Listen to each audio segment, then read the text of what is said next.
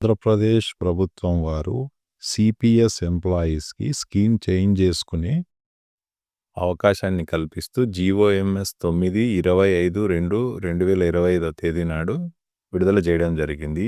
ఆ జీవోని ఆధారం చేసుకొని state nodal officer for NPS అయిన డైరెక్టర్ ట్రెజరీస్ అండ్ అకౌంట్స్ వారు పిఎఫ్ఆర్‌డిఏ చీఫ్ జనరల్ మేనేజర్ గారికి 3/3/2025 తేదీన ఒక ఉత్తరం రాయడం జరిగింది. ఆ ఉత్తరంలో ఏం రాశారంటే, ఇట్లా మా ఆంధ్రప్రదేశ్ ప్రభుత్వం వారు జీవో రిలీజ్ చేశారు. దానికి అనుగుణంగా వాళ్ళకు స్టేట్ గవర్నమెంట్ ఎంప్లాయీస్‌కి స్కీమ్ చేంజ్ చేసుకునే ఆప్షన్‌ని ఎనేబుల్ చేయమని ఆయన అడిగాడనమాట.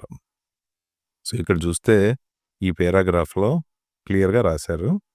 దాన్ని మనం చదువుకోవచ్చు. Therefore as a state nodal officer to NPS in the state, I request you to instruct the Protein e-Governance Technologies Limited authorities to enable choice of pension fund and investment pattern in the CRS system to employees registered under National Pension System. So ఈ లెటర్ని రాశారు కాబట్టి మనకు maybe అతి త్వరలో ఈ ఆప్షన్ని enable చేసే అవకాశం ఉంది. ఎనేబుల్ చేస్తే మనం 1/4/2025 ఫైనాన్షియల్ ఇయర్ నుంచి సంవత్సరానికి 2 సార్లు మనం ఇన్వెస్ట్మెంట్ ఆప్షన్ని మార్చుకోవచ్చు అన్నమాట. Thank you.